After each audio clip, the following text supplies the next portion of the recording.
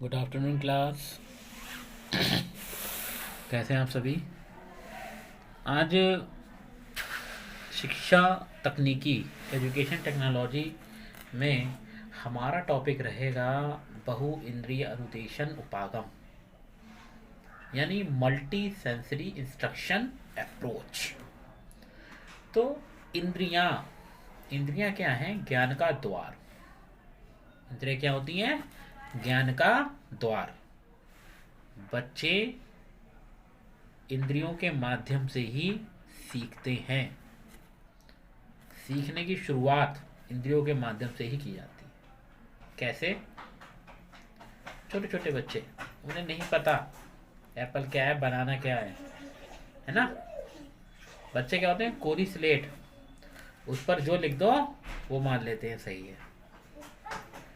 तो बच्चों को पहले छोटे से सिखाया जाता है। A for apple, B for ball, C for cat, D for dog. तो एप्पल दिखाया भी जाता है, ये एप्पल है। तो उनके दिमाग में बात छप गई कि लाल कलर का एप्पल ही होगा। ठीक। अब पता चलता है कि साहब एप्पल ग्रीन कलर के भी आते हैं, येलो कलर के भी आते हैं। तो कहता है ये क्या, ये भी एप्पल है, ये भी एप्पल है। हमने पहले से ही उसके बारे में तर्कणा बना रखी थी कि एप्पल जो है वो रेड कलर का होता है। ठीक। अब एप्पल मीठा होता है या नमकीन होता है? अब यूजली मीठा ही होता है, क्योंकि हमने उसको टेस्ट किया है। तो हमें पता चला कि रेड कलर का और मीठा वो एप्पल ही है। इसमें जो है 2 से 4 बीज होंगे, बीच में ही होते हैं वो, और बाकी का जो है एक बार डंडी लगी होती है। ठीक है। सांप के बारे में सभी जानते हैं। सांप चाहे कोई प्रजाति का हो चलेगा, वो जिगजैग फॉर्म में ही। ठीक है। तो शिक्षण अधिगम के इस बहुचर्चित सूत्र को ध्यान में रखते हुए प्रभावकारी शिक्षण अधिगम हेतु अधिक से अधिक इंद्रियों का प्रयोग करना सदैव ही लाभदायक रहता है। इसके अतिरिक्त एक बात और भी है कि शिक्षण अधिगम क्षेत्र में हो रहे अनुसंधानात्मक कार्यों एवं प्रयोगों द्वारा आज यह भलीभांति सिद्ध हो गया है कि शिक्षण अधिगम प्रक्रिया का आयोजन एवं संचालन उस परिस्थिति में सबसे अच्छा होता है जिसमें किसी एक इंद्रिय माध्यम या उपागम जो अपने शिक्षण कार्य में व्याख्यान या प्रश्नोत्तर विधि को अपनाते हुए दृश्य श्रव्य साधनों का यथोचित उपयोग करता है। श्यामपट पर लिखते हुए बोलता जाता है, वस्तुओं का प्रदर्शन करता है, क्रियाओं को करके दिखाता है तथा अपने विद्यार्थियों को शिक्षण अधिगम कार्य में साझेदार बनाने के लिए मौखिक प्रश्न भी पूछता है तथा प्रायोगिक कार्य भी कराता है। ऐसा अध्यापक अवश्य ही उस अध्यापक से अधिक प्रभावशाली सिद्ध होगा जो केवल मात्र एक इंद्रिय जनित माध्यम जैसे भाषण कला, प्रदर्शन, पाठ्यपुस्तक आदि की मदद से आगे बढ़ रहा है। तो इस तरह अनुसंधानात्मक प्रायोगिक कार्यों से जन्मी शैक्षिक तकनीकी ने शिक्षक अधिगम को अधिक सशक्त, प्रभावपूर्ण एवं सहज बनाने के लिए आज एक नई शिक्षा पद्धति तथा उपागम को जन्म दिया है, जिसे बहु इंद्रिय या बहुमाध्यम उपागम का नाम दिया जाता है।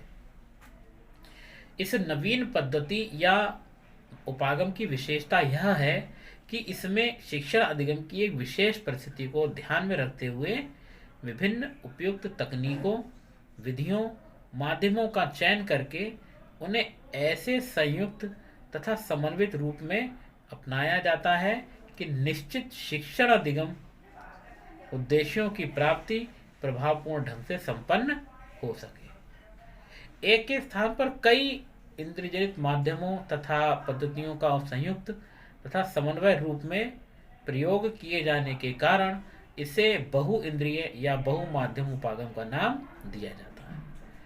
परिभाषा की दृष्टि से शिक्षण अधिगम में प्रयुक्त बहु इंद्रिय उपागम को एक ऐसी पद्धति तथा उपागम के नाम से जाना जाता है जिसमें उचित एवं भली भांति चयनित अधिगम अनुभवों का अनेक उपयुक्त तकनीकों, जिसमें इंद्रिय जनित माध्यम या पद्धतियों के संयुक्त एवं समन्वित रूप से आवश्यकता अनुसार प्रयोग द्वारा इस प्रकार का शिक्षण अधिगम किया जाता है कि प्रयुक्त इंद्रिय जनित माध्यम या पद्धतियां निर्धारित शिक्षण अधिगम उद्देश्यों की प्राप्ति के कार्य में एक दूसरे को अधिक से अधिक सहयोग देती हुई दिखाई दे। इस प्रकार के बहुमाध्यम या बहु इंद्रिय उपागम या पद्धति की प्रकृति एवं विशेषताओं को संक्षेप रूप में हम इस प्रकार लिपिबद्ध कर सकते हैं कि बहुमाध्यम या बहु इंद्रिय उपागम में शिक्षण अधिगम कार्य का संपन्न करने के लिए किसी एक पद्धति या माध्यम का आश्रय न लेकर विभिन्न पद्धतियों, इंद्रियों तथा नियमों का सहारा लिया जाता है।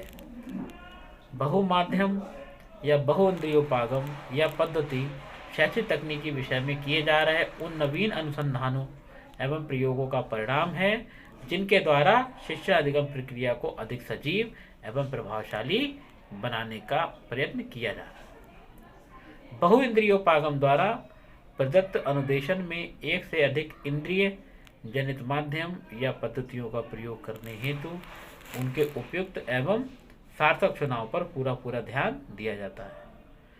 बहु इंद्रिय जनित माध्यमों का चुनाव इस प्रकार किया जाता है कि उनमें इस तरह का तालमेल और समन्वय संभव हो, उनके द्वारा शिक्षण अधिगम उद्देश्यों की प्राप्ति अच्छी से अच्छी तरह संभव हो सके। तो अपने कार्य के रूप में बहु इंद्रियजनित माध्यम उपागम का उपयोग शिक्षण एवं शिक्षार्थियों की से अपेक्षा करते हुए शैक्षिक तकनीकी के क्षेत्र में उपलब्ध सभी प्रणाली, सॉफ्टवेयर, हार्डवेयर, सामग्री, उपकरण का अपनी शैक्षिक परिस्थितियों तथा उद्देश्यों को ध्यान में रखते हुए भली भांति चयन कर बड़े ही संतुलित और समन्वित ढंग से उपयोग करें। बहु इंद्रियजनित माध्यम उपागम या पद्धति की सबसे महत्वपूर्ण विशेषता उसके इस गुण में है कि इस पद्धति का प्रयोग करते हुए हमें तकनीकी, विधि, माध्यम और विधाओं के रूप में ऐसे साधन उपलब्ध हो जाते हैं जिनके सम्मिलित तथा उचित प्रभाव से शिक्षण अधिगम प्रक्रिया के लिए आवश्यक विचारों, भावों तथा बहु क्रियाओं का संप्रेषण, आदान प्रदान भली भांति संपन्न हो सके। बहु इंद्रियजनित माध्यमों का चुनाव इस प्रकार किया जाता है कि उनमें इस तरह का तालमेल और समन्वय संभव हो जिनके द्वारा शिक्षण का अधिगम उद्देश्यों की प्राप्ति अच्छी तरह से हमें हो सके। इसके साथ साथ बहु इंद्रियजनित माध्यमों का चयन, उनके उपयोग में सबसे जरूरी बात अवश्य ध्यान में रखी जाए कि किसी एक माध्यम के उपयोग में लाए जा रहे अन्य माध्यमों के प्रभाव में यथेष्ट वृद्धि हो और इस तरह एक दूसरे के प्रभावपूर्ण बनाते हुए बहु इंद्रियजनित माध्यम उपागम में प्रयुक्त सभी माध्यम समन्वित रूप से शिक्षण अधिगम उद्देश्यों की सर्वोत्तम प्राप्ति में भरपूर योगदान दे सके। तो आज के लिए इतना ही। कल हम बात करेंगे बहु इंद्रिय अनुदेशन उपागम को कैसे काम में लाया जाए। Thank you class.